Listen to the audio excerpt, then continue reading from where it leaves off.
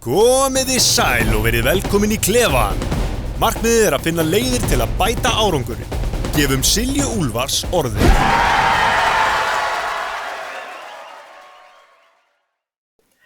Kristinn Jónasson lögmaður og eigandi hjá KPMG Law. Kristinn einnig formaður körfuboltans í Haukum en sjálfur lék hann með Haukum lengi og þá hann einn af stofnendum körfuboltaliðs Haukar Special Olympics liðsins. Undanfarið hefur verið rætt skattalegt regluverk í tengslu við íþróttafélög sem mikið áhyggjuefni innan íþróttahreyfingarinnar. Hann skrifaði grein þetta og hélt fyrirlestur viðfangsefnið svo ég ákvað að fá hann inn til mín og fara aðeins yfir þetta og hvað þetta þýðir fyrir íþróttalífið í landinu. En áður en við byrjum, þá það samstarfsaðilarnir. Lengjan í eigu íþróttafélaganna í landinu og fer allur hagnaður aftur í íþróttastarfið. Endilega kíktu á Lengju appið, það mjög þægilegt, eða einfallega kíktu á lengjan.is. Nutrileng Gold hefur hjálpað þúsundum einstaklinga sem þjást af stirðleika og braki í liðum. Nutrileng smyr og mikið liðina og aðstoðar við að byggja upp brjóski aftur. Ég hvet ykkur klárlega til þess að prófa Nutrileng og gefa þess maður séns út af því ég alveg vissum að þið finnir mun. Finnir kannski mun mest þegar þið hættið að taka það eða gleymið að taka það. Auður, ef að þú vilt blása lífi í sparnaðinn þá ferðu núna inn á auður.is. Auður meðal annars með grænan framtíðarreikning fyrir þau sem vilja hefja sparnað barna og ungmenna og fá háa verðtryggða vexti. Jú, hver vill það ekki? Kíktu endilega á auður.is. Hafið fiskverslun með 2 verslanir, ein í Hlíðasmára og aðra í Spönginni. Íþróttafjölskyldur, íþróttafólk, það borðar fisk og hvet ykkur til þess að hafa það reglulega í matinn. En í Hafi fiskverslun þá bara mikið úrvali og ekkert nema gæði. En jæja, við skulum halda áfram. Jæja, velkomin í klefann. Thank you, takk fyrir það. Heyrðu, ég þekkti þig ekki, ég held ég þekki þig brákillega núna, en mér fyndi að þú sagði mér að þú væri svo úr Seberginni líka. Já. Já. Flutti Sebergið 92, var fyrstu 8 ára mín í Reykjavík. Já. En myndi aldrei skilgreina mig sem Reykjavíking. Nei. Hafnfirðingur í húð og hár. Sjálfsögðu. Og já, og bara hef eiginlega aldrei búið annar staðar fyrir utan 2 ár í Bandaríkjunum. Já. Og myndi held ég hvergi annar staðar vilja búa. Nei. Mér finnst þetta samt svona smá fyndi því ég alveg bara svona, ég búið með 50 þætti, ég búið með rosalega marga F-fæðinga og ég bara nú verð ég fara út fyrir boxið eitthvað og svo sé ég fyrirlestur og þessa grein með þér og ég bara vissi ekkert alveg hver þú varst og ég verð að tala þennan mann, kemur í ljós að þú ert formaður Hauka í körfubolta og ólst upp í Seberginu og ég held þú sért svona 8. viðmælandi minn úr Seberginu. Þetta náttúrulega besta hverfið í bænum. Já, koma mikið af flottu fólki hérna. Já, og Seberginu, mikið af svona, já, það er eitthvað farið í gegnum þessu góðu kennara sem voru í Seberskóla. Jú. Sem var svona eitthvað þrautseigja og það. Garðar og Hrönn og leiri, sko. Já, Garðar kenndi mér starffræði. Já, geggjaður. Ekki sjátátt á Garðar? Jú, sjátátt á Garðar. Ég hitt hann stundum með kapla, sko. Já, hann kom með barnabarnið sitt á æfingu hjá mér ekkert. Já. Manni hvort það var, hvaða flokkur það var. En við spjöllum að það var hvort að barnabarnið hans og dóttir mín hafa verið saman á okkur æfingu. Það getur verið líka. Já, ég segi hann með barnabarnið frá. En þú kemur úr körfu, ertu eitthvað ennþá að leika þér í körfunni? Nei, svona, ekki beint. Ég er í forsvarið fyrir stjórn Hauka núna og mér finnst þessi, það svona alltaf eitthvað að tala að formaðurinn sé eins og það sé ykkur æðsti stjórnandi og æðsti prestur í þessu samfélagi.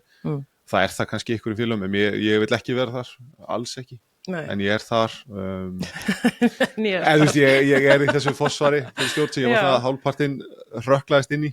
Já, bara í fyrra 2024. Já, bara og var hann svo sem ekkert að sækjast eftir þessu, kannski ekki, ég hafði svona séð fyrir mér að gera þetta þegar börnin voru stærri. Já.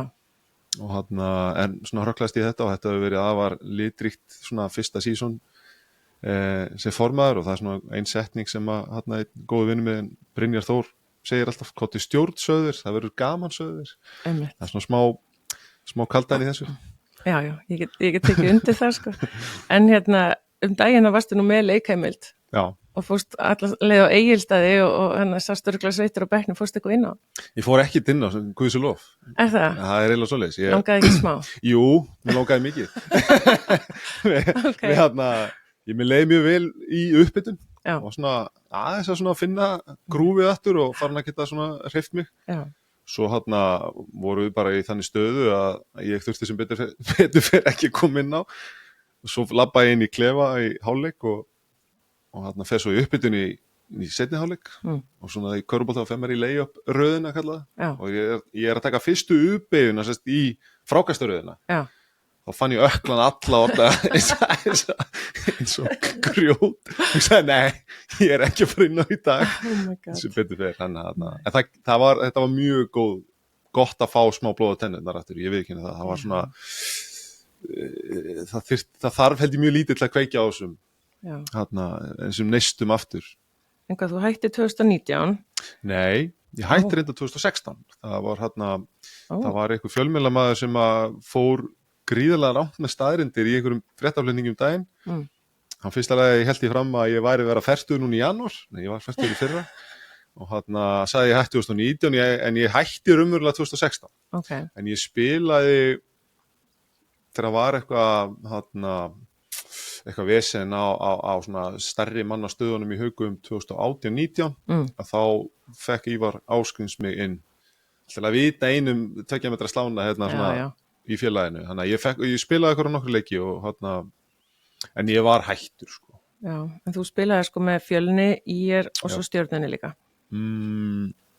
Já. 2014 stendur í landslagstaðar. Já, það er eitthvað smá. Eitthvað aðeins en ég gef ekki mikið fyrir þennan tíma á Stjörnunni. Ég myndi ekki segja að ég hafi spilað fyrir Stjörnunni. Nei. Ég set ekki að fyrir skamla allavega. Nei, þú varst rosalega alvarlegur svipinn þegar ég sagði Stjarna. En saknar körfunar, ég skal snúa þetta. Já, ég eins og ég segi alltaf og þetta kannski pyrrar þetta konu minna en ég segi alltaf karfaði mín fyrst á síðast ást og ég held ég muni ennþá eftir því ég rauninni fekk fyrsta körfubolta minn þegar ég var líklega 4-5 ára. Bara hljóðið og lyktin og þetta var svona bara einhver Mikasa bensinstöð á bolti en það var eitthvað svona dæng, hljóðið eitthvað svona. Svo byrjaði rauninni samt ekki fyrir en ég var 9 ára, byrjaði að efa með Haugum. Okay. Flutti í Hafnarfjörðinn og var búin að efa handbolta með Fjölni og FH. Já. Og er fyrsta veturinn mín í Hafnarfjörði í FH í handbolta. Og er þar með þessari frægu 84 kynslóð í FH. Já, ég er mikið af fótboltamönnum, það er Davíð Þór og Heimir og Emil Hallfreðs og þeir. Þannig að ég er í handbolta í 1 vetur og svo byrjar svona þetta körfuboltaæði 93-23 þegar Michael Jordan verður svona orðin alheims stjarna og það hefur eiginlega lítið annað komið stað í lífinu síðan þá. Svona þetta er alltaf eitthvað sem ég hugsa körfubolta, ég hugsa hann alla daga, alltaf eitthvað. Og þetta er bara, held ég að hann sé komin til þess að fylgja mér út lífið og það er lítill tími fyrir aðra íþróttir sko. Þú ert samt eitthvað í enduro? Já, ég keppti ég ákvæðsest ég hætta öllu svona ég hef allt og mörg áhugamál og ég hætti svona eiginlega bara öllu þegar ég byrjaði að taka körfubolta alvarlega sem var svona 16 ára. Og mér langaði alltaf að eiga endurhjól og kvartmíljubíl og eitthvað sem ég reyndi að fikta svona aðeins við sko, eitthvað bull og en svo ákvaði ég, ég svo orkumikill að ég ákvaði þegar ég hætti 2016 og keypti ég með mótorhjól, bara götuhjól, svo fekk ég svona fljótt leið á því þegar ég átti með því að það er lítið svigrúm, lítið tími svo hefur til að nota. Já. Þannig ég fekk mér svona ferðahjól 2019. Og svo fekk ég mér endurhjól 2021 eða 2 og það er alveg mjög mikil íþróttamennska fólkin í þessu sporti, sérstaklega endurhjólinu en hitt er svona meira leisure en getur reynt á. Já. Og en endurhjóli er alveg geðveik æfing. Ég þjálfaði einu sinni enduro stelpu. Já. Og og ég þurfti einmitt að setja maður sinni að það var einmitt. Þetta er bara viðbjóður. Þetta er rosalegt sko. Ég keppti eina keppni og uppbytturhringurinn var cirka hálftími og og ég var alltaf meika að fara annar hring sko. Svo kom keppnin og ég fór 3 hringi menn að bestu voru 6 það var allur í krömpum og ég bara svona, já, með því erfiðasta sem ég held ég að bara gert á æfinni sko. Ógeðslega erfitt sko. Áhugavert.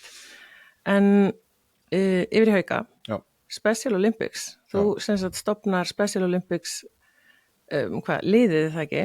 Já. 2018, viltu segja mér hans frá því? Já, ég ég sérst á eignaði strák með Downs-helginni árið 2009 og og það er mjög góður maður Jón Björn Ólafsson sem stofnaði Karvan.is. Já. Hann nálgaðist mig ekkert á að veri bara á Þórshöfn, ég hitt hann í Sundi og hann við erum að gera eitthvað með körfuna fyrir krakka með sérþarfir. Ég ok, hvað? Já, við erum að gera eitthvað. Þannig að svo var hann alltaf svona að pota ykkur að mér í nokkur ár. Og svo hringir hann í mig sumarið 2018 minni mig, voru 2018 og búið mig á fund með Önnu Karolínu sem er hjá Íþróttasambandi fallara og ég bara ekkert mál og fyrir að tek fund með þeim og þau herðu, hvernig líst þér á að fara bara að stofna liðið í Haukum og eitthvað, ég hef ekki tími, það er bara í krefandi vinnu og jari. En svo fór að þau sendum út á þjálfaranámskeið hjá FIBA, mínibolta þjálfaranámskeið. Já.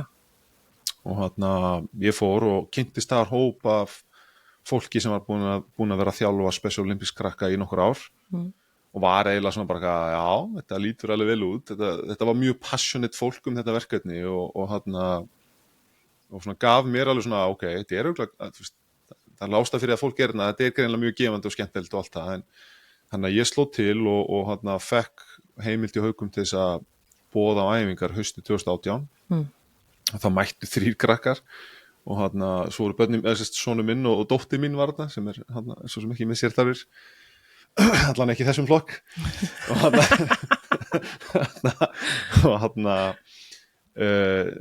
svo bara vatt þetta mjög hratt upp á sig. Já. Og ég svona bara beitti ég var búin að vera að þjálfa hana áður í mínibolta og var bara að nálgast þessa krakka bara með nákvæmlega sömu nálgun ég gerði við öll önnur börn nema bara aðeins meira meiri athygli og svona það sem mér fannst rosa mikilvægt fyrir börn strax og ég byrjaði bara á þessu strax með börnin sem ég þjálfaði mínibolta og ég lærði það svolítið hann í Möggu Margrét Brands, hún kendi krökkunum mínum í leikskóla. Já. Og hún var þau voru hjá henni í FH í fótbolta og ég svona valið með nokkur svona þjálfara fyrirmyndir, Pálma Ragnars sé hana, svona ýmsat þjálfara sem ég svona, ok, þetta er geggjað sko.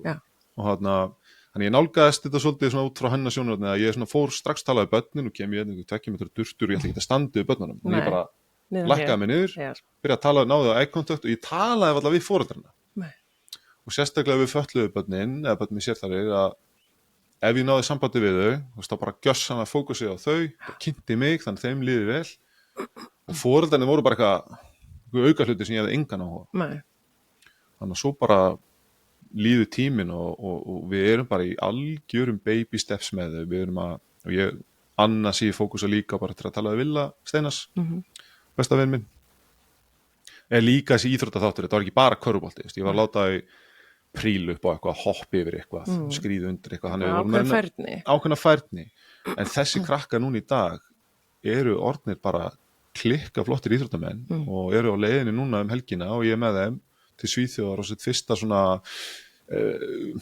útlandamót í körfubolta og þá að keppa við er það svona Special Olympics ég veit, man ekki alveg Bára sem er þjálfa liði núna er algjörlega með þetta en við erum bara að reyna að keppa við jafningi þeirra, af því að þau hafa alltaf keppt inn á Íslandi við ófötlu börn. Þetta er í fleirum íþróttagreinum líka þetta er fótbolti líka, fótboltin er núna í gangi það var núna helgina. Já, ok, það er, ég þekki einhverja sem er að fara út bara fjallum Special Olympics. Já, þannig að þessi krakkar eru bara ógeðslega flottir íþróttamenn og núna í dag er svo geðveikt að sjá keppniskapið í þeim að þau klikka og það er bara F-bomban og það er shit og anskot það er alveg geðveikt keppniskapið sem er svo bara gaman að sjá þetta eru skilgreind sem einhver fatlaða krakkar þau eru bara geggjaði karakter þannig að En þetta orðið svolítið stórt núna, ekki? Jú, þetta sé ekki svona bilinu 40-50 krakkar en alltaf heldina ekki runni í gegni á okkur svona 60-70 krakkar myndi ég giska. Allafana. Já. Ég náttúrulega ekki að þjálfa og nægi ekki að vera á æfingum núna mikið, bara með þrjú börn og allt það, en það var komið rosa mikið krökkum í gegn og við tökum á móti öllum, það eru allir velkonir, við höfum alltaf gert það, en svo eru kannski forsendu þannig að þetta bara hendar ekki. Það myndi ekki henda mér að fara í ballett, sko. Nei, máttu bara prófa. Já. En þetta þú ert með núna 2 hópa eða þið haukarnir, eru með 2 hópa, einn yngri það ekki og einn eldri. Jú, það svona viðmiðið var svolítið þegar ákvaðum að skipta þessu að þetta var orðið það stórt og við erum að reyna að nota Hraunvallaskóla sem hefur svona kost og galla. Svona gallinni þeir eru ekki inn í haukum, svolítið inn á ásvöllum sem vil svolítið gera þau að hauka, að þetta náttúrulega undir merkjum hauka, þú myndum fagnaði að fá unnu lið, sérstaklega fyrir þessi börn sem eru að koma allstaðan að höfuðborgarsvæðinu. En viljum svolítið hafa þið þar en að móti kemur þá að falla niður æfingar og þau hafa til þessari viku. Þannig að Hraunvallaskóli svona fyrir valinu og við erum greiðlega þakklátt fyrir það en það svona við kostur og gallar. Og Bára Hálfdanar, hún að halda utan þetta, hún spilaði nú körfubolta með haukum og svo náttúrulega hún sálfræðingur líka. Alveg einstök, bara við erum sko ég náttúrulega ekki sálfræðingur eða spilaði körfubolta, jú og allt það en að hafa fagmannski í þessu sem kann körfubolta og er tilbúin að gefa sig í þetta náttúrulega algjör forréttindi. Og eins og ég segi, þú þarft í rauninni ekki að kunna þetta í körfubolta til þess að þjálfa þetta. Af því þetta er bara eitthvað sem getur fara á YouTube og lært á klukktíma, held ég allavega. Ég er ekki viss en alltaf. En að finna bara gott fólk og svona einstaka karaktera sem tilbúin að opna hug sinn fyrir þessum vinkil er rosa verðmætt og sjálfgeft og Bára alveg og Stella sem þarna líka búin að vera með okkur frá við byrjuðum.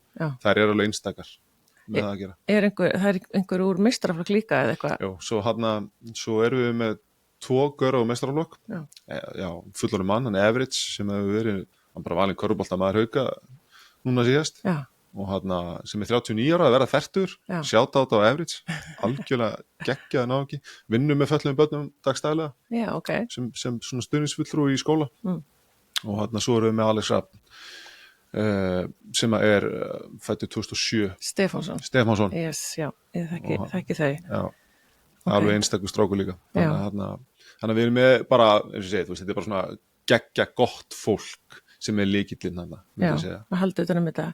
En svona félagslega fyrir krakkana að hitta aðra, er ekki að skapast einhver svona vinasambönd og...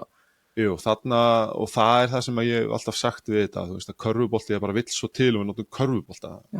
Það bara vill svo til að ég var með tengingu körfubolta. En það er aðalatriðið að ég veit að eigin raun að hættan á einangrun hjá fötluðum börnum er greiðlega mikil og við vitum bara, við sem hefur verið í íþróttum, hvað íþróttinni hafa gefið okkur mikið og ég held líka að liðsíþróttir svona vissilega eru frjálsíþróttir og svona einstaklisíþróttir, þú ert í liði samt en þetta gefur bara hennan svona eitthvað samfélagslegan lærdóm og bara vináttu og það eru krakkar í okkur sem eru bara bestu vinur eftir að hafa kynst þarna sem voru algjörlega einangri. Og örugglega foreldrarnir líka. Já, foreldrarnir búin að tengjast og við erum núna, ég held þessum 40 að fara út til Svíþjóðar helgina sko. En svo það er 4% barna með fötlun að æfa íþróttir á Íslandi. Það er ekkert eðlilega lítið og ég veit að það eru svona einhver átöku gangi, það er verið að setja eitthvað góðan peninga með skilst allavega í að reyna að efla þetta. Það er gaman að sjá að það myndi skila sér. Hann valdi hérna á fullu vísu, vinni þessu og ég myndi heyrði þessa prósentu ég jú, þetta er örugglega rétt prósenta en ég spurningi hvort það sé ekki smáskökk þegar ég held að eins og ég sagði hann, það var svo margir sem var rétti gegnum okkur sem eru bara á þeim stað að íþróttir fyrir þau það er bara mögulega ekki forsendur fyrir þau geti verið íþróttir. Maður tekur mig örugglega eitthvað á lífi núna, það er alltaf bara mín skoðun, ég verð bara að vera hreinskilinn með það, en ég sé það. en stundum eins og ég segi, ég fer ekki í ballett sko. Það er engin tilgangur fyrir mig að geta verið í ballett stundum bara lífið þannig sko. Já. Og það get ekki allir verið háskólaprófessorar og en ég held að hlutfallið sé pínu skakt en það held ég mjög lágt samt. Já, en hvað í boði? Það er ekki mikið í boði og ég veit ekki, að því að við erum að ræða þetta bara foreldrar eru mjög investar í íþróttum. Ég held að foreldrarnir, ef þeir hafa ekki áhuga, þá verður þetta mjög erfitt. Já. Þannig að, en við erum að tala þessar 3 stærstu boltagreinar sem svona margir hafa tengingu við og ég held að við erum svona, það eitthvað að byrja, það eitthvað að grassera hér og þar. Já, ég held að hann Jón Páll í FH, hann að byrja með fótbolta. Já. Ég veit náttúrulega Fjörður með eitthvað og þeir eru náttúrulega með svona margar greinar. Ég veit ekki hvað með í barna. Já, Fjörður, sonur minn var af Sundar. Já. Má ég vera hreinskilinn. Já. Ég stend með fyrir því og allt það, en mér var svona prógramið svona að fjara aðeins undan þegar ákveðin þjálfari hætti að þjálfa. Já, ok. Og svona hægt og rólega eftir það. Já. Það var mjög flottur hann Gunni sem með kraftleitingarna fyrir fallaða. Er hann ekki með frjálsarna líka? Gunni? Ég held veit ekki. Hann með styrtaræðingar núna í FH.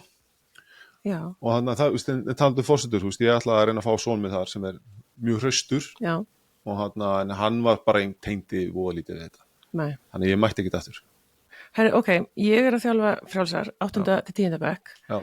Við viljum bjóða hópunum þínum þegar þau eru búin að keppa úti að koma í frjálsituhúsið að prófa. Það slegið bara. Já, og ég með alveg ótrúlega flotta krakka sem við tökum vel á móti ykkur. Þetta oft svona bara ógeðslega gaman. Þetta svona nýr, við gerum þetta. Já. Það ekki gott plan. Mjög gott. Já, en ok, fyrst þú talaðir foreldra. Já. Ég var að ræða íþróttaforeldra smá. Þú nústu í haugunum og ég í FH og ég svo hreinskilin, ég hef tekin að lífi alltaf. Nei, en bara foreldrapólitík í íþróttum. Já. Hvað segir það?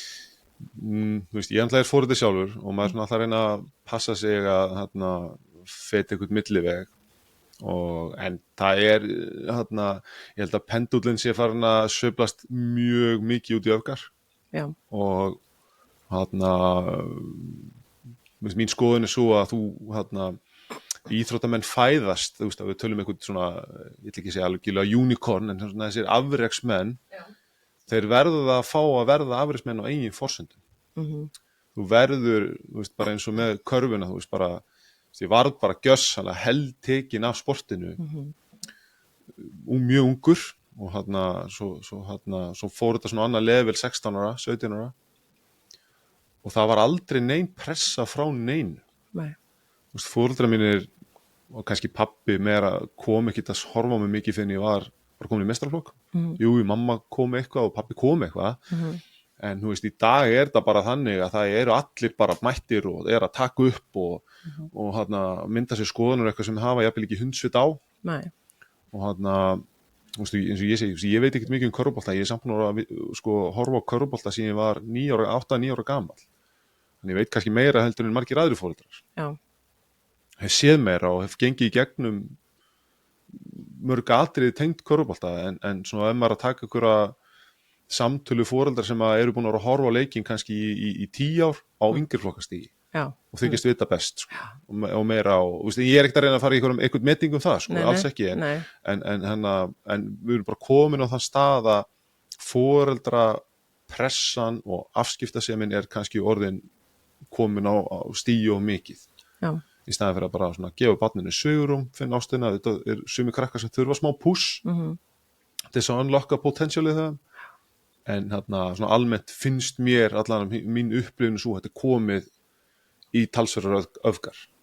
Já, og það alveg mér finnst þegar ég bara tala mikið íþróttafólki og fólki í hreyfingunni mín tilfinning smá þeir sem að, og ég hef sagt þetta oft þeir sem að náðu árangri þeir eru svolítið svona smá þarna bara leiðum þess að gerast, leiðum að vera í sem flestum íþróttagreinum og sem lengst og eitthvað og svo finnst mér þeir sem að kannski langaði og náðu ekki þeir eru alveg opbóðslyftikinn á afreksstefnu og þessu og mér finnst það svona áhugaverð pæling, þannig að ég svona oft í einhverju samskipti þá ég bara, já hann þarna og hvað íþrótt æfði þú og eitthvað svona, ég er svona oft að reyna að kafa hann í þetta en Nei, þetta er nefnilega svolítið snúið og mér finnst líka, sko, þarf ekki líka bara að treysta þjálfurunum algjörlega. og það þarf að líka gefa þeim smá space til þess að læra þetta, að þú veist, og nú komur sportablir, það er brjáluð vinna. Já, ég finnst það er ekki hægt að líkast með þessu, þetta er algjör rugl, sko. Öll þessi foreldrasamskipti, sko. Já, með 3 börn og það er bara að loga reiflir, það loga meilið. Já. Þetta er orðið, við erum komin í gríðarlega öfga sem íþróttasamfélag, bara held ég á mörgum stigum, bæði á efstu stigum og bara þarna, og við erum bara 400.000 manns, við höfum okkur bara eins og við séum atvinnumenn bara frá 10 ára, sko. Já, en ég heyri líka, sko, þjálfara, þeir eru bara eitthvað svona, mér finnst gaman að þjálfa, en ég nenni ekki þessum foreldrum, sko, að það er alveg að fæla fólk frá, sko, þú veist, og svo er bara fólk svona bara í fullri vinnu og er kannski, þú veist, líka að þjálfa eitthvað með og bara, þú veist, það langar að gera því að við passjum fyrir íþróttinni, en það sem slekkur á öllu er þú veist, áreitið og hvað það þarf að vera mikil samskipti, það er ekki allir þjálfarar þar, ég er svo sem þjálfari sem þarf mikil samskipti og mér finnst það gaman að vera í tengingum. Ef það er frumkvæði þjálfarans. Já, einmitt. Það er allt annað. Og það er mjög verðmætt að þjálfarar bara finna hjá sér að eiga frumkvæði af samskiptum við foreldra og leikmenn, þannig að það svona komi ekkit. Þú veist, ef það er eitthvað sem einhverjar forsendur sem breytast í prósessinu hjá íþróttamannunum eða barninu sérstaklega að það kom ekkert óvart. Nei.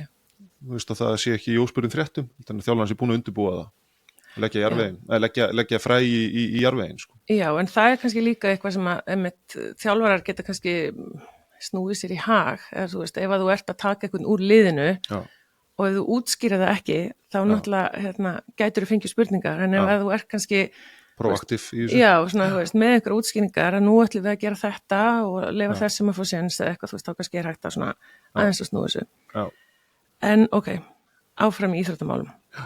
En skattamálin. Skattamálin, já. Já, ég ætla bara að segja það að þetta er 0 áhugamál hjá mér, en ég hef áhuga á íþróttum og bara heyri áhyggjur margra, en þú þekkir inn á þetta sem eigandi KPMG og formaður körfuboltana, en þú veist, veldur þetta þér miklum áhyggjum sem þessi skatturinn, og við skulum svo fara í það, hvað það er. Já, þetta gerir það, þetta er svona svolítið þríþætt, þetta er svona fyrsta lagi, þú veist, atvinnumennska, bara pjúra atvinnumenn í íþróttum, leikmenn, þjálfarar.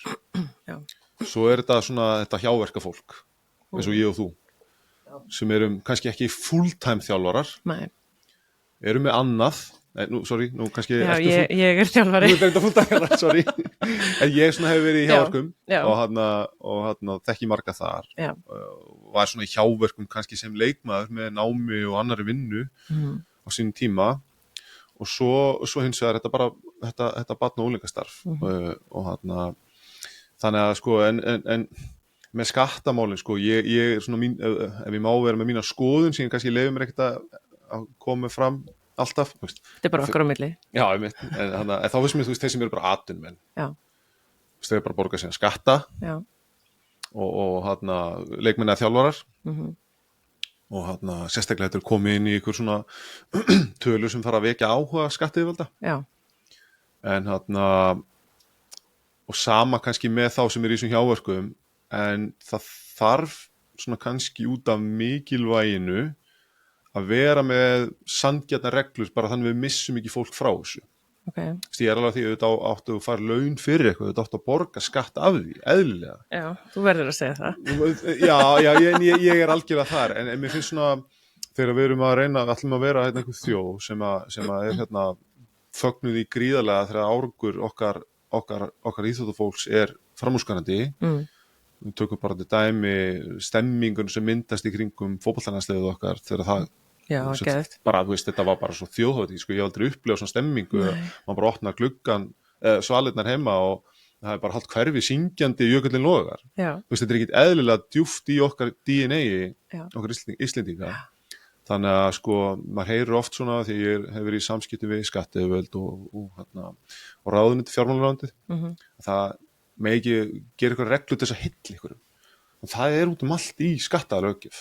Það eru sérreglur fyrir sjávarútveg. Það eru sérreglur fyrir ferðamannageran, það eru sérreglur út allt, en það eru ákveðna sérreglur íþróttir íþróttastarfsemi til dæmis algjörlega undan þeim virðisaukaskatti og svo ég ætla nú ekki að drepa þið með virðisaukaskatti sem að held ég mjög auðvelt. Það er kannski að það skilja það betur, en já. En þá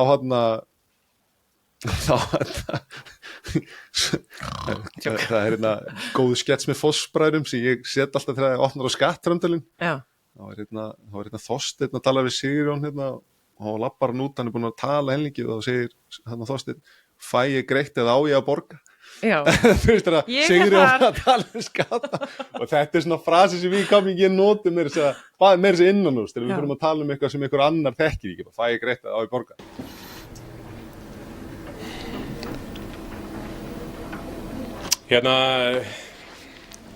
Svo ég náði þessu nálega, á ég að borga eða fæ ég að borga?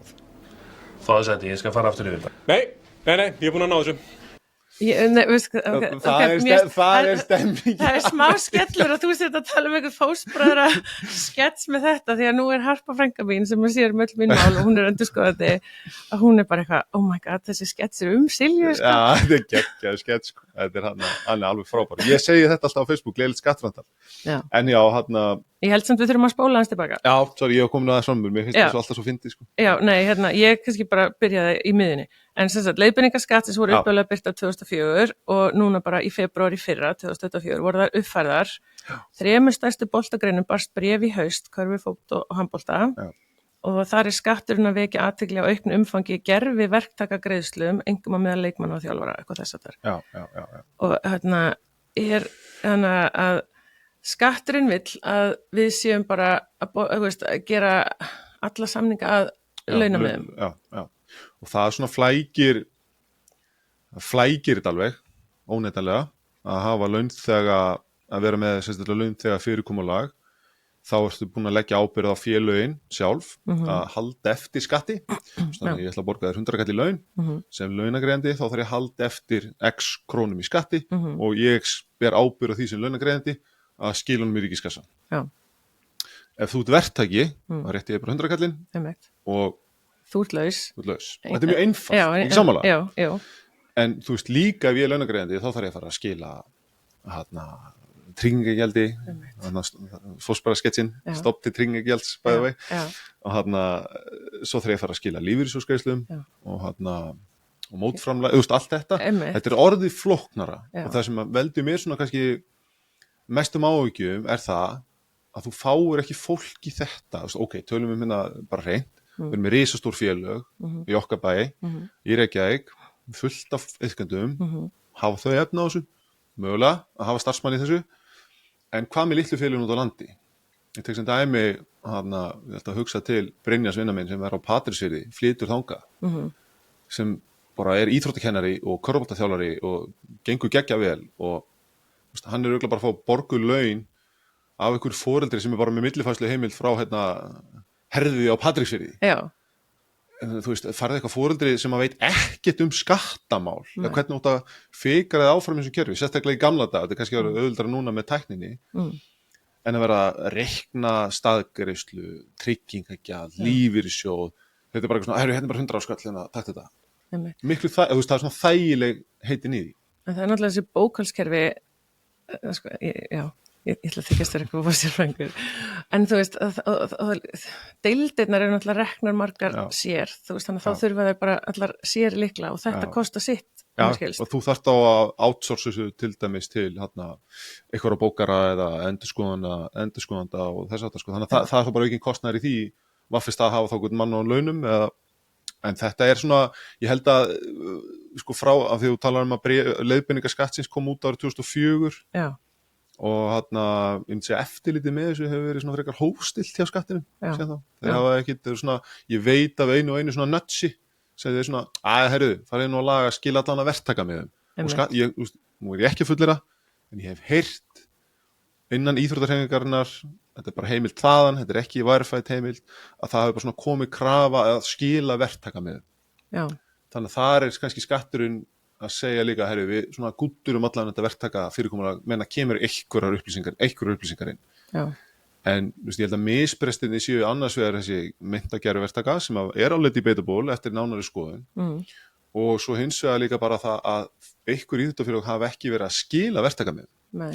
Og þá ertu náttúrulega ekki með neinar upplýsingar í kerfinu, official, frá þessum íþróttafélögum. Nei. Það sem verktakamiðin sérst gerir í stuttumáli er bara íþróttafélag skilja verktakamiða og þá kemur rauninni automatic tekjuskráning inn á skattframtalið þitt. Já, bara hvað við borguðum þessum Já. í laun fyrir Já. árið. Í verktakagreiðslu. Já, Menn þú ert ekki að skila þessu, þá náttúrulega bara er ykkur íþróttamæður þjálfari sem bara er ekkert á framtalinu. einmitt. Sko, ég held að ég sé búin að þjálfa örugglega hjá svona 12 félögum. Já.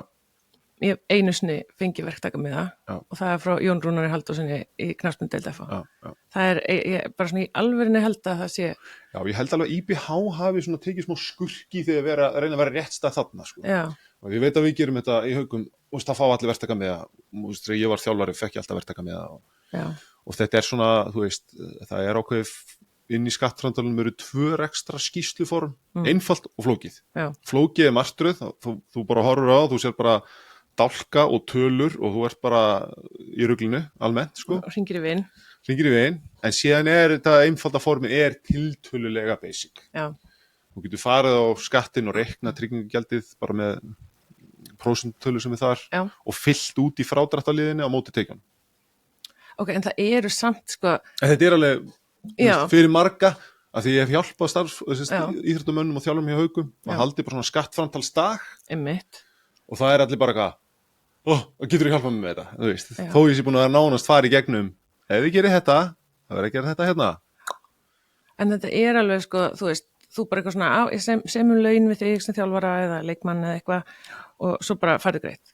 Já. Þú færð ekki, þú veist, þú ert að fá greitt verktaka, þú þarft eiginlega að gera þetta. Já. Þú veist, það væri alveg næs eða væri bara mjög svona bara skattur 101 fyrir verktaka Já. bara á einhverju síðu, skilurðu. Já. Bara svona þarf að gera þetta og þú veist, þetta þarf þú að gera. Já, og ég man ekki hvernig leiðbeiningarnar hjá skattinum eru núna varði þetta. Nei, ok, býtu, sko, leiðbeiningar á, þú veist, skattur.is eitthvað. Já. Já, við fólk sem að, sko, tölum mannamál, þetta er bara latína, sko. Já, Þú veist, það þarf bara að fá einhvern, sko, ég veit það ekki, bara einhvern framhaldsskóla nema til að hella sér í þetta og tala bara tungumál sem fólk skilur, sko. Þetta, það sem að ég svona, því ég svona alltaf að reyna að mynda mér einhver svona praktíska frekarhendur pólitíska skoðun á þessu. Það er eitt sem ég hef velt fyrir mér, getum við fundið fengið eitthvað samtali ríki um það að íþróttafélagin fá bara skilalykil fyrir íþróttamenn og þjálfara, þannig að það sé alltaf staðgreiðslunni skila, tekið skattinum Já, mánaðarlega. ok, Væri það eitthvað svona millivegur? Af því að það sem er kannski hættan við verktakasambandi líka, eins ákvörð þetta, að fólk sem tala mannamál fer á skattur.is og bara sér latínu, far hausverk, slekkur og mókar sundur kotta og hvað gerist? Og þetta er hræðilegt fyrir ungan þjálfara eða íþróttamann sem er sér bara tvítugur að þú lendir í því að það verði misbrestur á skattskilinu þínum og þá kemur ofan á það svo kallað álag sem er bara svona sekt og svo myndast dráttarvextir ofan á það og þú borgar það ekki á ári og myndast nýr vaxtafótur að vera vaxtavextir og svona getur þetta spólast áfram og þú tvítugur eitthvað vinna við ástriðina þína og þú er komin í bullandi skuld skatt bara át af kunnáttuleysi. já. Og þú varst bara að fara að vinna með skóla og hérna, þú veist, geta keyptir nýföt og borga bensín, sko. Þannig að ég sem ég oft velt fyrir mér er svona eitthvað svona praktísk lausn og kannski annað líka bara til þess að fyrir þá sem er að gera þetta í hjáverkum, þannig að við missum ekki fólk, sérstaklega þjálfara, sem er svona kannski mestu samúna með þessu, en íþróttamenn ákveðnir þetta líka er að þú veist að getum við ekki haft einhverju svona lágmarksreglur, önnur lönd hafa gert það, að þú borgar eitthvað bara x flatan skatt af fyrstu x krónunum. Já. Eða hérna bara mánaðarlega eða sína ári og fer yfir þetta þá ertu þá bara borgar bara fullan skatt eins og sést launamaður. Já. Og svo framvegis. Þannig að þú veist, mér finnst einhvern veginn að við þurfum að fara í þessa umræðu, þetta tekur gríðarlegan tíma, þannig að ef ég ætla bara að leiðbeina íþróttafólki og þjálfurum í dag, bara gera þetta rétt, núna í dag frá byrjun, skatturinn er í þessu bréfi minna á það, hann er að fara auka eftirlitið og það sem má ekki gleymast í þessu heldur, er það að skattyfirvöld og sérstaklega í heimi eru komið gervigreind. Já. sem að miklu fljótari að analysa tölur og bara reikna þetta svona, hún skrifa bara bréf og bréfi fyrir út inn á island.is, notabenni þau hægt að senda í bréfposti, kemur allt inn á island.is. Já, tjekka hvort þú sett með e-mailin skráðan. Vakta island.is, þannig að gervigreindin þarna, hún tekur þetta, svarti peningurinn, glemdu í, peninga þetta eftirlitir og svo hart, að þú fárið eitthvað greitt í seðlum, þú veist, þú átt bara erfitt með að koma því inn á banka, þú ætlar að koma mánaðarlega með einhverja banka, þú veist, ég segja það er bara að vera að reyna að passa það að ríkið fái sitt, með peningaþvætti og skattöku og eftirlitið í gegnum gervigreind, hún á eftir að gjörbreyta svolítið, hún er rétt að byrja.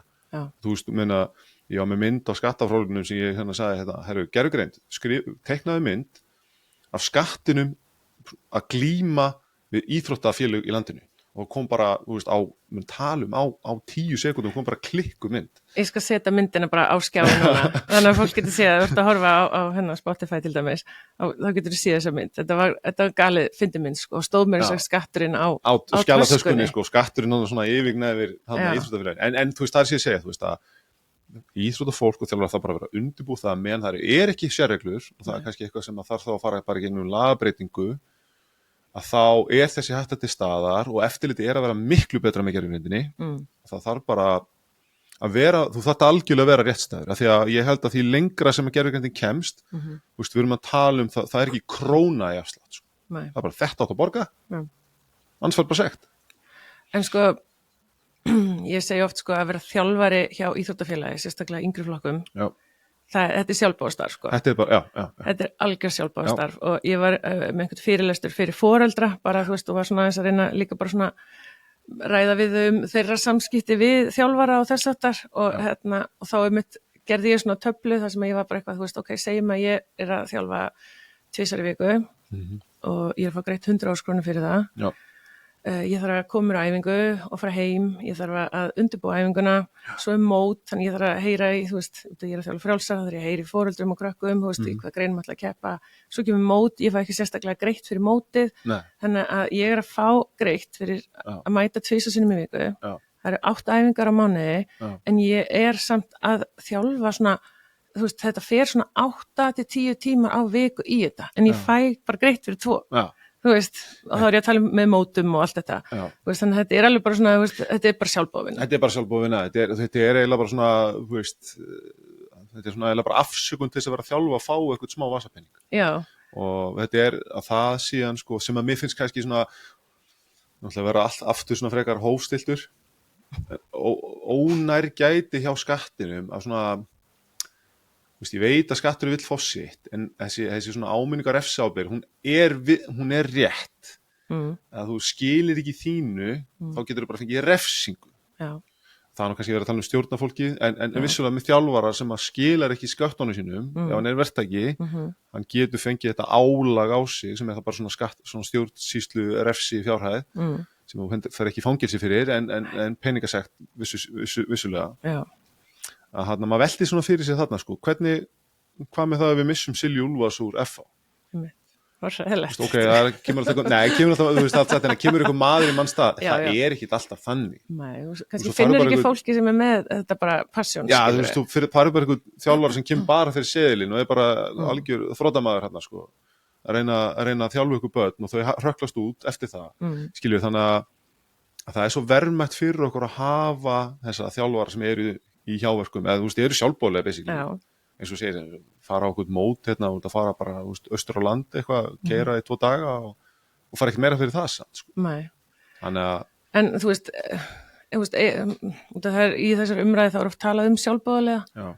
Er einhver annar póll á sig sem ég þú veist, þetta kannski snýst ekki þetta, því það er alltaf að vera að tala með þess að verður þá bara ennþá erfiðar að fá sjálfboðlega? Ég held, þú veist, að bara leið og það verður einhver sjálfboðlega, hvort hans í aðalstjórn eða er í einhverju umsýslu það að borga laun til leikmanna sem að þessi svona aðalega sem geta samkvæmt skattalögum borið refsiábyrgð á þessum misbrestum og skattskilum að leið og slíkur aðalega fengi dóm það tæmast íþróttafélögum, sko. Já.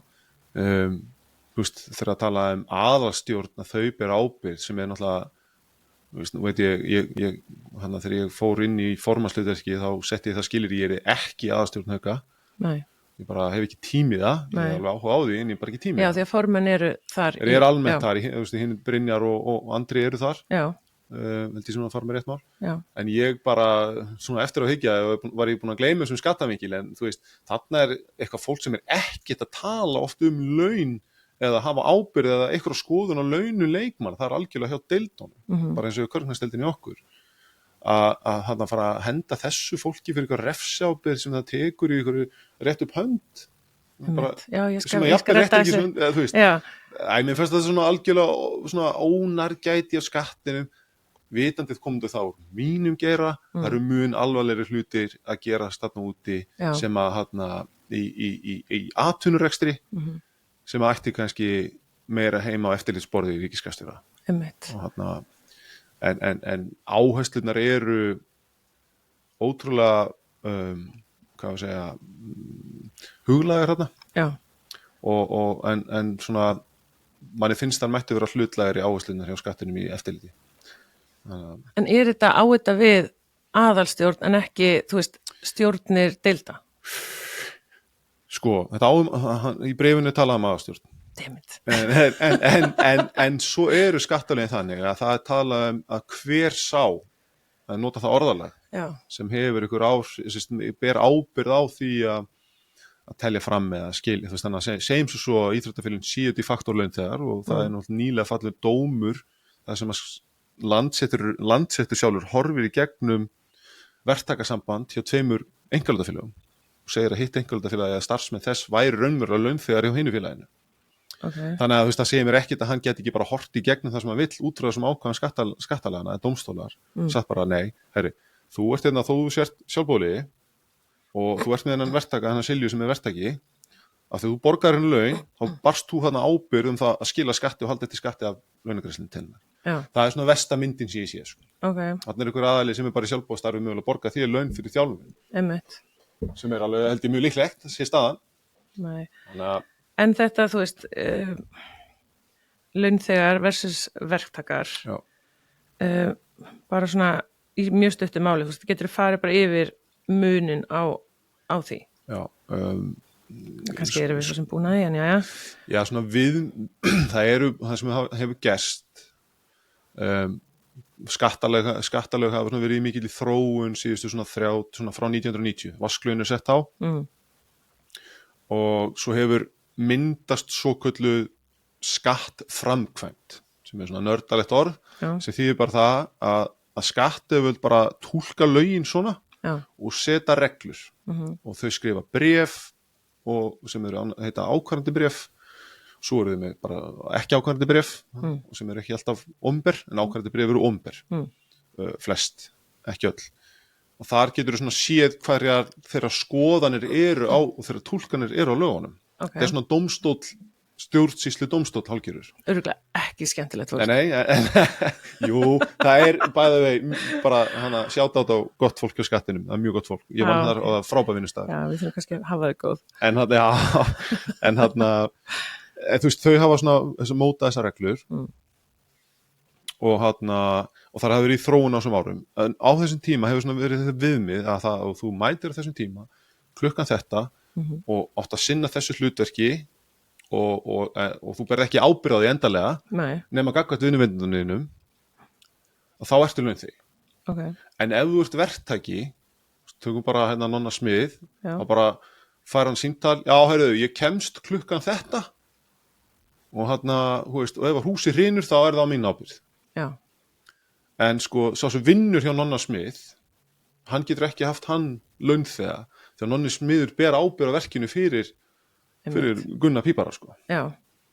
Þannig að þú veist, þá ber Nonni algjör ábyrgð á því sem Gunni Pípari gerir, sko, sem launamaður hjá hann. Já. Og það kannski svona viðmið, en með íþróttamenn og íþróttaþjálfara, þá sérstaklega eins og með íþróttamenn, og það svona viðmið sem ég finnst ekki oft hafa allan að sem ég hef ekki séð inn í þessu mati skattyfirvalda á síðan dómstóla að það eru engin kjarasamningsréttindi hjá íþróttamönnum með þjálfarum sem sambarileg hefðbundnum launþegum í svona hefðbundnu atvinnulífi. þetta sérstakur geiri að því leiti Já. og þess vegna segi ég að því þetta sérstakur geiri, af hverju mætti ekki vera einhver sér viðmið þennan geira að þessu leiti? Einmitt. Uh, Veistu hvort það sé eitthvað í skoðun með þessu?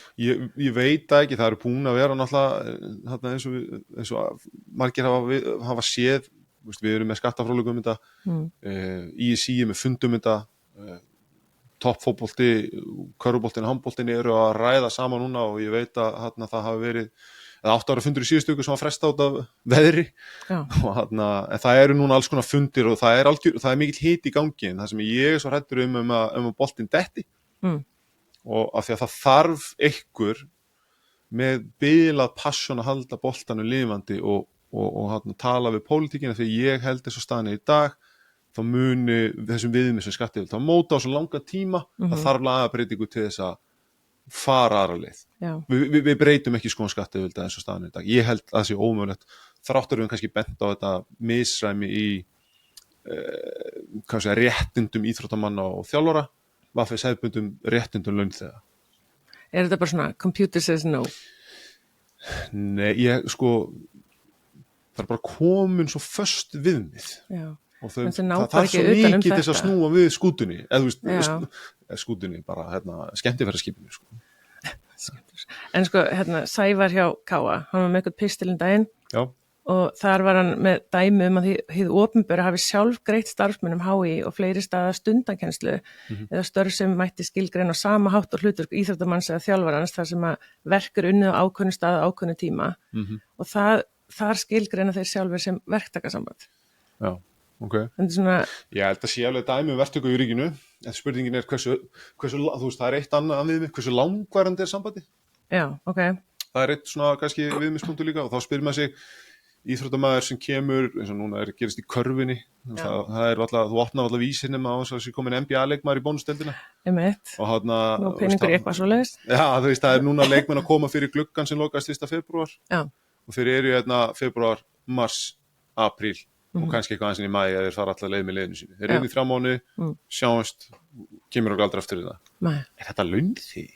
Ef við tölum algjörlega hreina íslensku horfum burt frá þessu viðmiðum, er þetta raunverulegt launþega samband? Það kemur eitthvað málaliði í 3 mánuði og fara greitt fyrir það, en er hann að koma inn í einhverju svona, þegar þú ferð og gerist launþegi einhvers staðar, þá ertu að fara í svona lengra tíma samband. Já. Þú ert ekki, kannski það við millennials fólki erum ekki eins og þessi nýja kynslóð sem mann eitthvað köllu, en þau ætla bara að fara að vinna okkur vinnustæði 2 ár.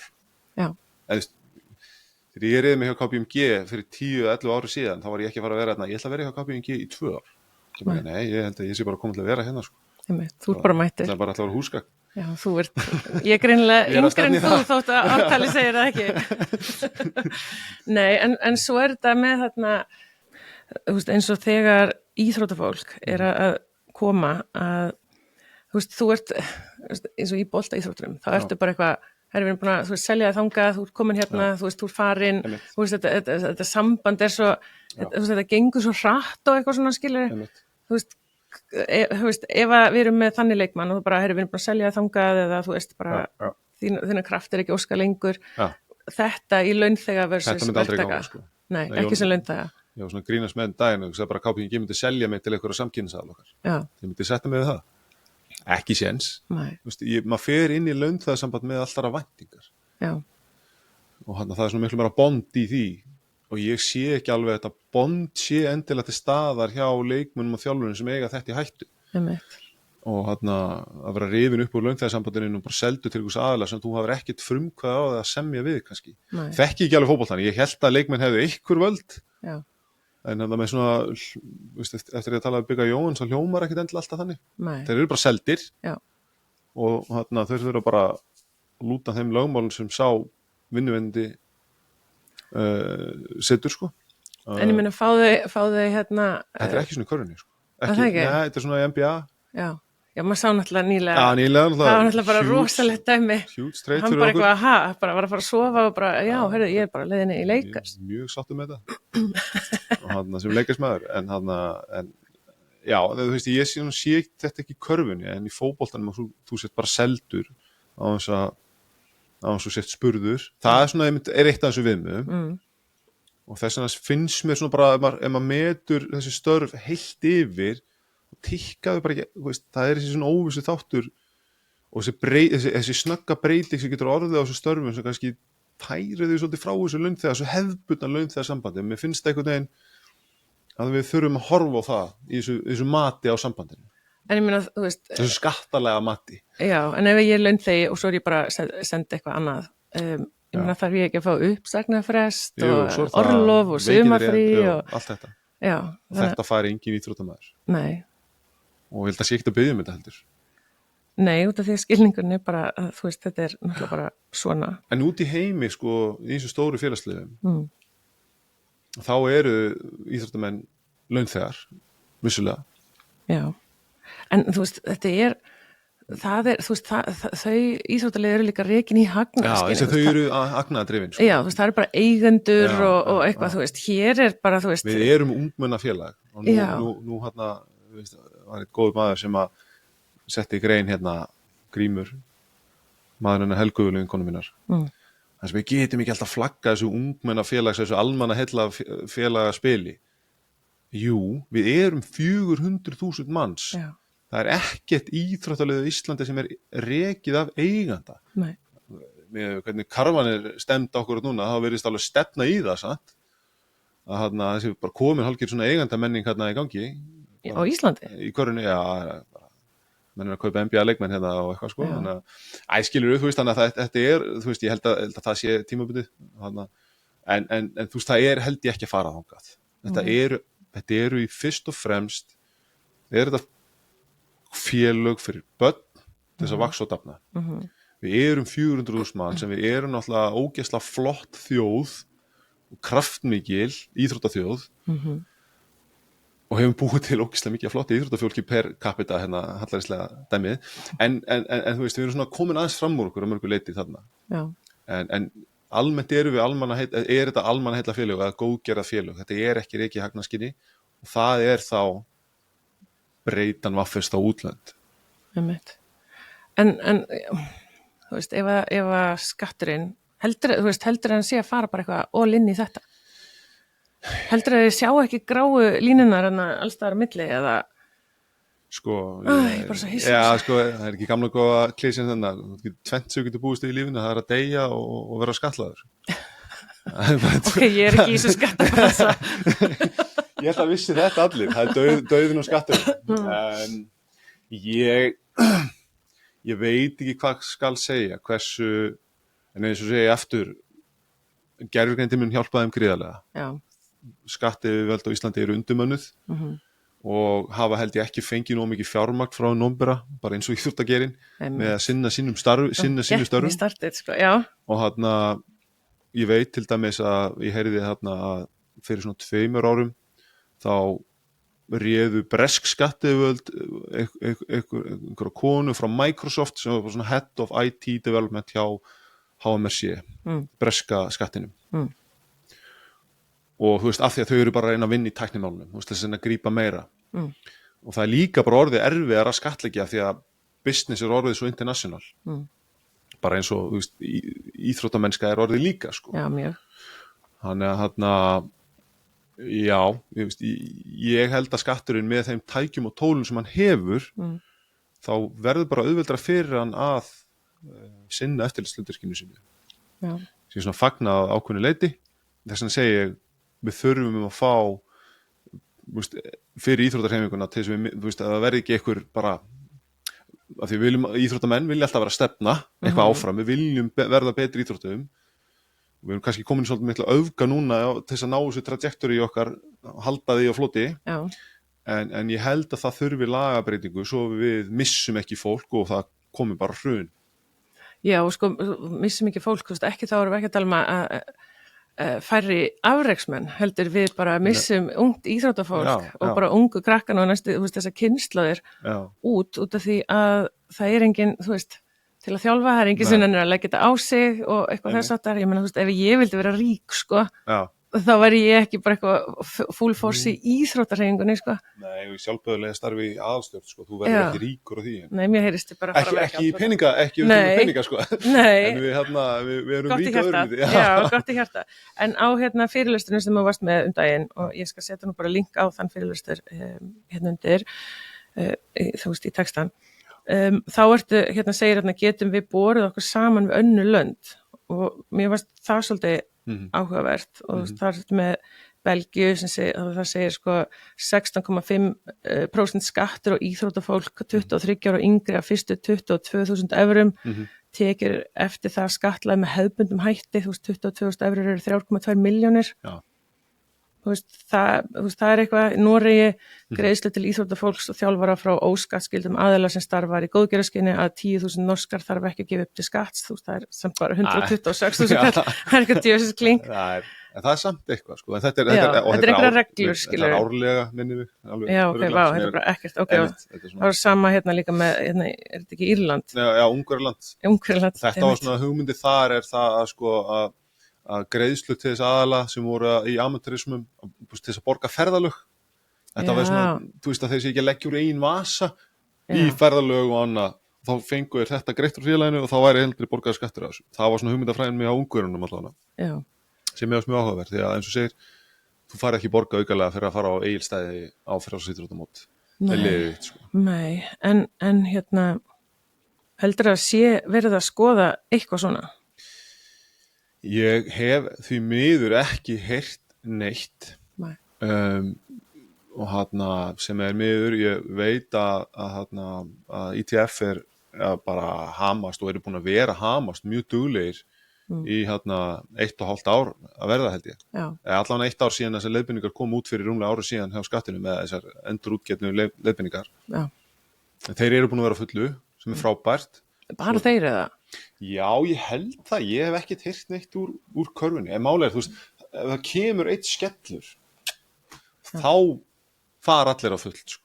Já, okkur þurfum við að bíða eftir því. Sko, ég held ég að ITF sé að reyna að vinna það gegn, að það komi skellur. Er ekki líka mestu peningurinn í fótboltanum? Jú, þú veist, ég þekki ekki nú. Ég held að, sko, með það sem ég heyri eru allan að ganga leikmönnum að meðalaun leikmanna í körfu og körfubolta og fótbolta séu svipuð, en það er bara fleiri í fótboltanum. Já.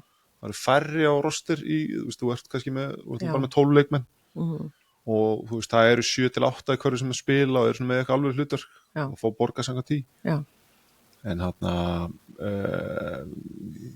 ég veit ekki með handboltan, mér heyrist handboltan sé já, ég held að sé minni peningar þar. Já, ég held að sé alveg örugglega minni. En þú veist, þetta eru samt, þú veist, enn og aftur, þú veist, það er ekki verið að jú, þetta eru kannski, þú veist, þú tökur allar íþróttirnar saman og tölum bara tekjur, þetta er einhverju milljarðar, þetta er náttúrulega fullt af íþróttaliðum, 22 lið í bónusdeildunum kalla og kvenna. Já.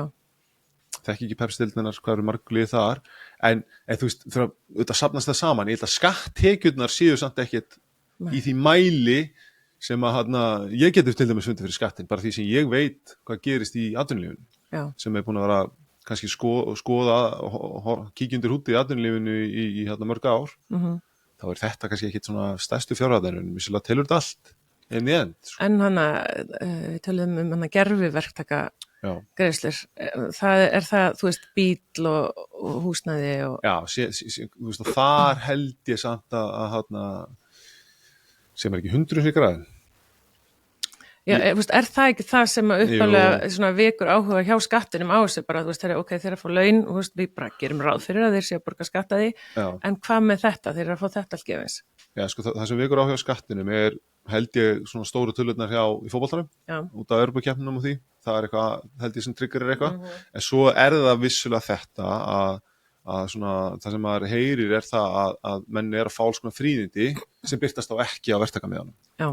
En raun og veru til þess að vera svona eins réttstæður og þú getur verið á þess að vera launamaður, þá þyrfti íþróttafélagið að setja verktakamiðan þú veist, bíl 70 skall, íbúð 200 skall. Þannig að, þú veist, en þá þurfti náttúrulega máltíð, einu sinni viku, eins og dag, 3 skall. Þú veist, þetta er svona, þú veist, þetta þeir vilja fá þetta. þetta vilja þær fá, held Og þeir vilja við borgum skatt á því. Já, en ég hef samt ekki heyrt það í samtalunum. Þeir vilja bara sjá þetta. Já, ég hef ekki einu sinni heyrt það. Þetta er svona meira ágiskun, hjá mér að giski eðurnar að bara vitandi hvernig gerin það sé ekki verið að telja þetta fram. Nei. Almennt, sko. Gerir þú það? Nei, já, ég ætla ekki að tala það. Ég er ekki í þessar umsýslu, sko. Nei, heyrðu, já, ég var nefnilega búin að heyra að þú ert ekki með fjármálin. Nei, þú vildi það ekki. Ég segi alltaf hana við ellendatatunumennum okkar, I'm just here to shake hands. Já, já. Ég vill ekki vera, eins og ég segja, með formennina, sko. Þetta er alltaf að tala hennar formann allan í körfunni og ég veit ekki hvert það sé eins og í fótboltanum, sko. Eins og þetta sé alltaf bara einhver æðsti strumpur, sko, sem ræður öllu, en ég bara gef lítið fyrir það. Í okkar, svona smá insight í þetta, í okkar körfuboltastjórn eru hátt í 20 manns. Ha? Já. Og við svona erum að reyna að skilgreina einhver sem bara, það er svona bara þá tölum við barna- og unglingastarf, þeir sem eru kannski að skoða meistaraflokk karla, meistaraflokk kvenna. Já, hópa svo niður. Hópa svona aðeins niður og svo erum við með fólki sem er þá bara að vinna í þessum skipulagningu leikja.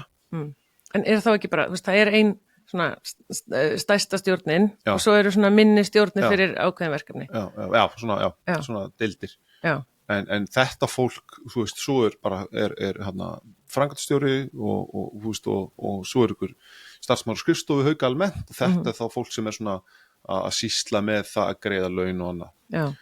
Vissilega skrifa ég undir samninga við leikmenn sem formaður. Okay. Það er svona verið að venjan.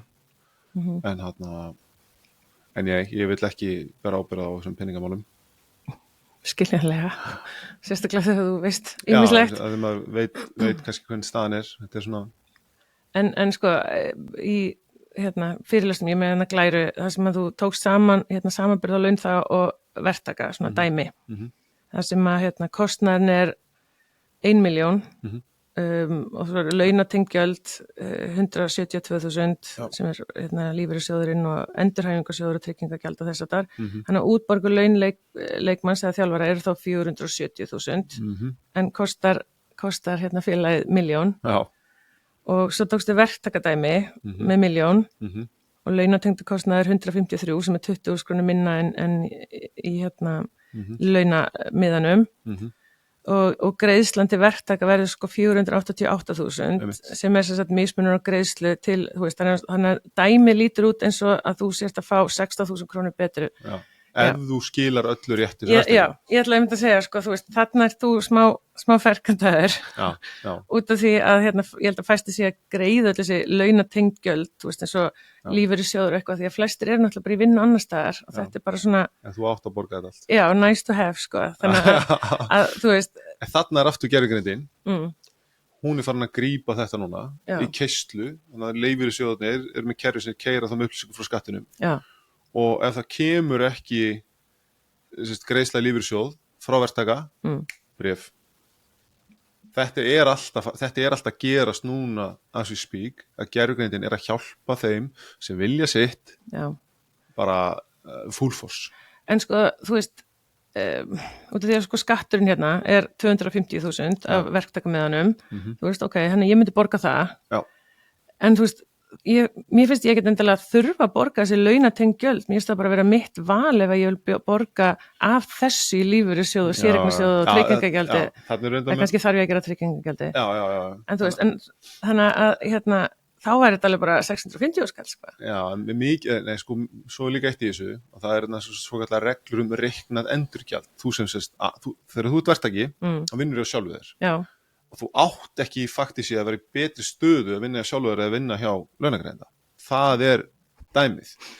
En svolítið steikt er það að nú fer skatturinn á stað með þetta bréf og það er ekki tilnýtt flokkur, hvað á íþróttamaður sem er þá verktaki, hvað eru eðlileg, eitthvað svona viðmiðuna laun í þessum flokk. Já. Ok, hann ávara launamaður, það mynda þessar reglur reikna endurgjald er það fyrir þá verktaka, þannig sé að borga sér sambarileg laun og borga þá staðgreiðslu því eins og þeir væru launamenn einhvers staðar. En það er ekki til neina reglur íþróttamenn eða þjálfara sem að segja í hvaða flokkar eiga að fara. Nei. Þannig að það er svolítið, skekkir þetta svolítið og en í grunninn, við förum aðeins, við setjum allt þarna inn, Já. en vandamáli líka þegar þú ert verktaki, það sem að skatturinn held ég grípi og hann veit, er það að þegar þú fyllir út þessa rekstra skýrslu sem ég myndist á hann, flokknu eða einföldu, að þá getur þú svona verið að slisa til eitthvað frádrátt inn sem er kannski ekki heimill frádráttur, kostnaðarfrádráttur. Já.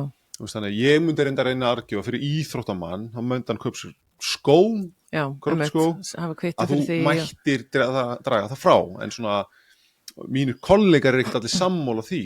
Nei, okay. Svona þessir sérfræðingar í einstaklingsframtölum, bara ekki nei, af því þú getur nota skóna í eigin þágu, bara við áttan möguleika, þá getur hann ekki frádráttabær. En eitthvað sem er bara algjörlega einskorað við atvinnutekjurnar, eða afla teknana, það er frádráttabært. Þannig að ég myndi svona segja það, ef ég var í atvinnum var í körfubolta og kaup með körfuboltaskóð sem slitna bara, ég veit bara verið í nýjum skóm, þá ætti ég að hafa frádráttar þetta því. Já. En einhverjir, skattur myndi líklega að reyna að viðfengja það. En eins og þjálfarar, ég meina þeir þurfa að vera í íþróttafötum og svo tala einhver bensínpeninga og eitthvað svona, ég meina, kaupa einhvern búnað og eitthvað, ég meina, þú lítur að með að setja þetta. Já, það er svona eitthvað, það er einhverjir frádráttarlegir en svona mikið að þú sér takmarka. Já. Þannig, en þetta er svona eins nákvæm myndu og þarf að vera algjörlega biblíkal sem verktaki. Já. Þá ert að fá 16 skall meira á mánuði. Nei. Þannig að það er, það er svona spyr maður sér líka, ef allir væri biblíkal og ef það er komin, þegar það kemur gervigreind sem grípur allt svona, af hverju eru við, why bother? Einmitt, má þú ekki bara vera verktaki og vera hvað sem er að gera þetta? Þetta er ekki stóru peningarnir, en þá komum við aftur út á það að hlunnindin eru líklega ekki alltaf talið fram. Nei, og það eru glasma. En ég meina þess vegna fengu líklega bara handbolti, fótboltin og körfuboltin þessi bréf og það eru glóta bara stærri samningum. Já. Það er líka bara orðið þannig, þú farðu alltaf sko mann á moppunan á sem fáið bíl í þessu starfi. Það er næs í haugunum. Það er bara í körfuboltanum. Það er eiginlega, þetta er orðið svolítið þannig sko. Það er kannski bara þessi afri stefna sem við höfum svolítið málað okkur út í. Já. Okkur vantar svolítið þessa svona dægra styttingar. Höfum okkur eins og atvinnuklúbar. En við erum ekkert atvinnuklúbar. En svo horfum maður á sjónvarpi og kíkir í stúkuna. Já. Og það eru kærustur og mömmur og ömmur sko. Sem hvað? Já, sem er að mæta leikinn sko. Þetta er ekkert magna fólki. Þetta er ekki eins og einhvern multimillion-dollara klúbbar sem eru að selja treyjur og alls konar merchandise, einhverja kaffikrúsur og eitthvað. Við erum ekki þar. Við erum 400.000 manna samfélag sem allar að sigra heiminn sko. Sem gerur okkur geggju á ákveðnu leiti sko. Við þurfum að samt að sníða okkur svolítið stakk eftir vexti sko. Hvort sem er í skattheimtu og öllu þessu sem fylgir íþróttinni sko. Ég heyrði í einum í gær sem vinni á slysatryggingum. Já. Hann Árni, hann við hlaupið með þér eitthvað eftir einhvern tímann hjá Sigga PM. Já, toppmaður. Og hann var eitthvað, ég var Lögfræðingur líka. Já, og við vorum byrjum eitthvað að ræða þetta og ég sagði að þú er að koma sko, hann er bara, já, ég er að mynda að vinna aðeins í þessu í slysatryggingunum. Já. Og hann segir sem sagt, þetta tengist á einhvern átt, þeir eru að fylgjast með þessu út af því að þetta tengist þeim líka. Allir íþróttamenn eldri en 16 ára sem eru íþróttafélögum innan vébanda ISI eru slysatryggðir á æfingum og keppnum með þeir slasa skyndilega. Ef slys veldur óvinnufærni í að minnsta kosti 10 daga, greiða sjúkratryggingar slysadagpeninga frá með 8. degi eftir slysið. Ef vinnuveitandinn greiðir hinum slasa sem er þá launþegi, laun í slysaforföllum, þá greiða sjúkratryggingar dagpeninga til vinnuveitandans, íþróttaliðsins, þann tíma sem hann er óvinnufær vegna slysaforfalla, en ef það er verktakasamband, þá fara dagpeningarnir til íþróttafólksins. En svo segir hann samt þetta er engar brjálæðislega fjárhæðir en ég hafi bara ekki alveg fatt að alveg bara, já, þetta tengist allt sko. Það er svolítið þannig. En já, en hvað er bara til ráða? Hvað heldur að sé að fara að gerast núna? Ég, kannski enn aftur, ég hefur greinlega þess að ofur trú á þessari gervigreind en ég veit bara hræðið mig smá með því en alltaf. Já, en ég veit bara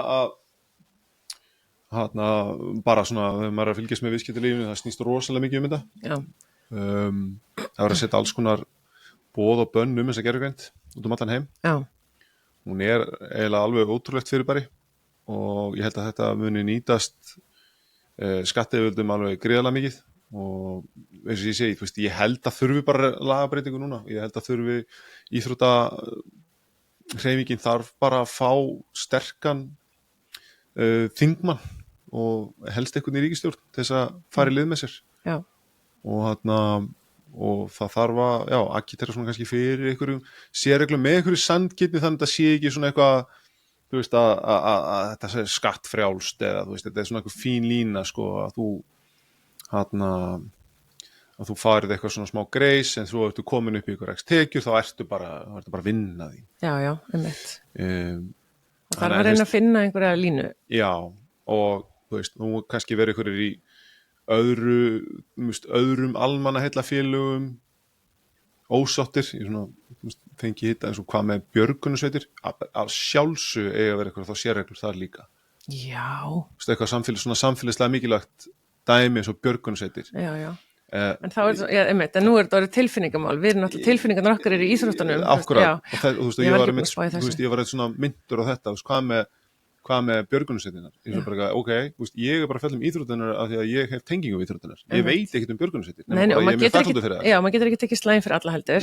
Nei, þannig en ég er alveg sammála, þú veist, að eru ákveðna reglur sem ættu það bara að vera starfsmenn almannaheillafélaga sem er eitthvað sem ég myndi vilja sjá. Eitthvað sér reglur til þess að halda fólki í þessum samfélagslega mikilvægu störfum sem eru ekki gerð fyrir peninga. Sjálfboðaliða starf. Er bara sjálfboðaliða starf með svona smá afsökunargreiðslum. Hann hangir í þessu. Þannig að ég held að það sé kannski svona fyrir framtíðina að það þyrfti að ná ykkur svoleiðis í pólitíkinni. Sko. Já. Þannig að, já, viljum er að íhuga að fara í forseti í sig. Já. Það væri, þú veist, hann þekkir náttúrulega vel inn í pólitíkina. Já. Að hann getur kannski náð eitthvað. Það þarf svona kraftmikið áhrifafólk í þetta og eitthvað sem brennur algjörlega fyrir málstæðin. Já. Og að það er alveg bara vandmeð fundi að finna þannig fólk. Já, sko, þú veist, svo horfum maður á, þú veist, ríkisstjórnina og þess aftar og maður er alltaf að hugsa bara, er einhver með tengingu við íþróttir? Því að ef enginn bara hefur spilað íþrótt eða þú veist, er kannski ekki alveg eins investið, þá er maður bara áhyggjufullur, sko. Já, ég meina, við erum með Þorgefi, okkar konur Hanna fyrir það, við erum að... Já, Hanna Katrín, hún var að spila landsleiki í handbolta. Já, Hanna Katrín. Þannig að við erum alveg, held ég, við erum bara ná, sko, að fá áheyrn ráðherra, því að kannski smá, ekkert mikla einsýn, svona aðeins smá einsýn í störra ráðherra. Ég held að tölvupósturinn hjá þeim logi og að fá forgangsáheyrn held ég gríðarlega erfitt og af því að það er svo ótrúlega mikið sem dettur á borð þessa fólks, ég held að fólk gerir sér ekki grein fyrir því og ég held að ráðherrar finnst mér nánast bara að vera svona, þeir eru ekki gerað fyrir peningin, held ég. Ég held að ráðherrar getur verið, þetta öfluga fólk getur verið mun betur borgandi störfum, en gott og vel, en ég held að það bara að fá áheyrnina hjá þessu fólki, það væri náttúrulega rosalega verðmætt en það væri mjög erfitt. En hvernig ættu þau að hlusta á? Öflugan aðalega náttúrulega innan ISI, það væri kannski held í fyrsta skrifi. Já, það er þessi stóra reglífin yfir öllum hinum litlu reglífunum. Já, kannski ISI og stærstu greinarnar getur farið saman. Já, það er kannski, þannig að til þess að pólitíkin geti mynda þá, eða þú veist þá löggjafinn getur búið til einhverjar sérreglur ef við ætlum að fara þá leið, að þá þarf náttúrulega að fá innsæi í bransan. Já. Og þar held ég að þessar stærstu boltagreinar geti veitt rosalega gott innsæi að þar eru mestu peningarnir. Já. Og þannig að held að það sé algjörlega lykillinn. Ertu bjartsýnn? Ég er svona frekar mikill realisti sko. Sko, þetta mun bara taka tíma, eins og segja bara af því að ráðherrann er svo upptekinn og með við þessar hröðu breytingar og ríkistjórnunum okkar hérna, þá Já. veit ég ekki alveg, þú kannski byrjar okkur í vinnu, svo missur bara ráðherran út, Já, þá getur allt farið á hold. einmitt, Þó vissulega sko málin verða áfram til inn í ráðuneytunum, einmitt, en það er bara mismöndi forgangs. já, en hafa mismunandi forgang og maður sé það alveg svona í samskipti á ráðuneytunum, þau gleymi ekkit starfsfólki á ráðuneytunum alveg, það vill gera oft eitthvað hluti, svo bara kemur eitthvað frá nýja áherslu, nýja ráðherra eða nýjum flokk eitthvað sluðis og þá bara situr verkefni og býður. Þá fólki vilji kannski inn í ráðuneytunum breyta hlutunum sko. Já, Þannig að sko, já, ég skal vera svona nokkuð bjartsýnn en ég sé þetta ekki gerast á næstu missurum nei, nema það bara komi einhver þunga vikt að sleggja inn en það svolítið svona að lesa salin líka bara með svona greisið sem íþróttarhreyfingin á þá fá já, sem að held ég eins og fórum yfir áðan hérna svolítið fær skerta fjármuni eins og staðan er í dag með Já. við kannski viktina sem hún hefur í okkar samfélagi sko. já, alveg sorglegt. Þú veist, og ég meina ef þeir ætla að fara að leggja meira skatta á og gera þetta launþega, þá náttúrulega, þú veist, þarf íþróttarhreyfingin bara þeimun meiri peninga því að þú veist, það er svolítið líka búið að tala með annars verður bara einhver íþróttafélag gjaldþrota á þess að það er það staðan eða er þetta bara góð Já, saga? sko, ég held að svo kannski fórum mér á hann, þá er þetta kannski ekki rosalega mikil munur í peningum, ég held að samt það telst sko, hver króna skiptir málinu sér starfi, en ég held að þegar þú komið með launþega sambandi, þá svona verktakarsambandi gerir þetta svolítið þannig að það er ekki til peningu núna, Nei, en þú færði þetta greitt já, og cashflow er mjög mikið, svo í körfunni, er bara cashflow gríðalegt issue.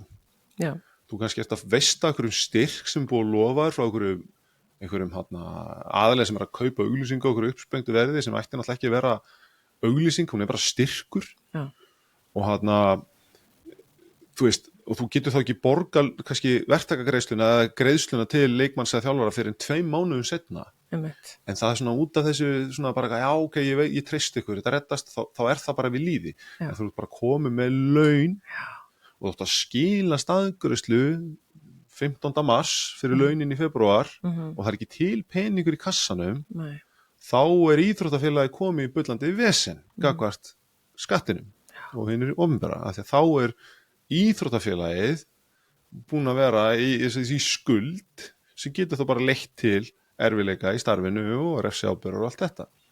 Þannig að sko þú ert svolítið að velta ábyrgðina þarna yfir á verktakann, skila sjálfur, já, en á sama tími er hann að veita þér greis að þú þurfir ekki að borga honum strax. einmitt, Þetta sé eitt í umræðinu sem að svona fæli svolítið frá, af því að eins og sé, þetta eru ekki atvinnuklúbbar, það sem er bara eitthvað vél sem er að mjalta tekjur inn hægt og rólega, það bara koma inn hérna 10 mínútur styrkur áramótin, svo bara shit, maður er að koma mánaðamót, hvernig eigum við að borga? Já. Og það er allir hérna framkvæmdastjórar og formenn í þessum efstu deildum eru sveittir að hringja, seljandi einhver alls konar þvæluvarning hingað og þangað, bónuskort og eitthvað bull til þess að reyna að borga þessum, þú veist, einhverjum 20 leikmanni 150 skall sko. einmitt, Þannig að þú veist, þetta er bara allt annars eðlis en þetta sé ykkur hefðbundin atvinnurekstur.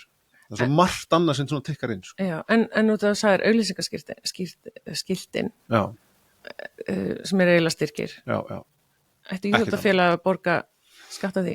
Já, sko, en það er eitt sem að ég spottaði svona í minni svona, þegar ég fór að kíkja undir hútið með íþróttahreyfinguna, Já, er að það kemur úrskurur yfir skattanefndar sem er svona dómstóll yfir skattákvarðanir skattsins eða ríkisskattstjóra, já, 99, það sem að íþróttafélag fekk greitt þarna sem bara 1 milljón fyrir auglýsingu, en markasvirðið á auglýsingunni var 200 skall.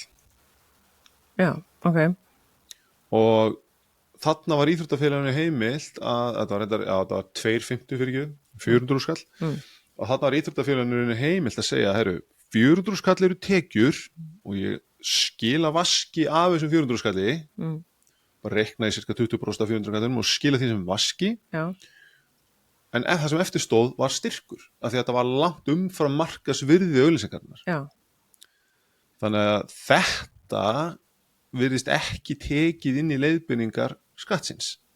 Þannig að skatturinn að víkja frá fordæmi sem að með sínist yfirskattarinn það var sett 99 en ég var að reyna að finna nýrri fordæmi hvort það hafi ykkur úrskurðað dómaframkvæmd sem hafi svona vikið frá þessu Já, og mér sýnist ekki, nei, þannig að þetta velti ég fyrir mér og mér langar mjög mikið að senda bara fyrirspurn á skattinn og spyrja út í þetta bara fyrir haugana jafnvel já, og þannig að fá þetta á hreint því að mér finnst þetta svona valuable að því að þú veist, körfuboltinn er frekar vinsælt sjónvarpsefni já, það eru allir með einhver leddskilti og það renna auglýsingar í gegn, þetta er þetta sjáanlegt en þú veist, flestir eru að horfa á leikinu eru kannski rétt í leiklíðinu sjáður auglýsingarnar sko. já, En þetta er samt ekki þessu einhver auglýsing á forsíðu eða einhver opnu í fréttablaðinu sko. nei, nei. Eða þú veist, eins og þetta var það shit, það er ekki svona gefið upp fréttablaðinu Ég ætlaði að spyrja, hvað er það? Já, mokkanum með eitthvað, þetta er ekki þessu einhver opna, hilsu Nei. opna sem kost sem bara greiðilega verðmætt auglýsing Nei, fyrir einhverju sem er ennþá sko að morgunblaði mjög verðmætt. Já, Þannig að það er alveg, þú veist, það er svona margt sem mætti fara að skoða samt til þess að hjálpa þeim já, en okkur má það ekki bara lögfesta þetta einmitt. Já, já, þannig að þetta er ekki raunveruleg samkeppni við atvinnulífið, þetta er kannski orðað þannig þetta er ekki samkeppnisrekstur, þetta er almanna heilla rekstur já, skulum ekki gleyma því. Nei. Einhver lokar orð? Bara geggjað podcast og ég ætla að vona og mér finnst gaman hefur að hlusta á samtali ykkar Margrétar Láru að svona efni eins og til fyrir íþróttafólk í dag það er til svo mikið blueprint að því hvernig átt að vera góður íþróttamæður og ég held að þetta þitt podcast og fleiri þessi íþróttapodcast hjálpi ungu íþróttafólki alveg gríðarlega mikið, ætti að gera það og mér langaði bara að hrósa þið fyrir það og þetta er bara geggjað framlag til íþróttana. Takk fyrir að hlusta, eigðu góðan dag. Gleðin með Silju Úlfars.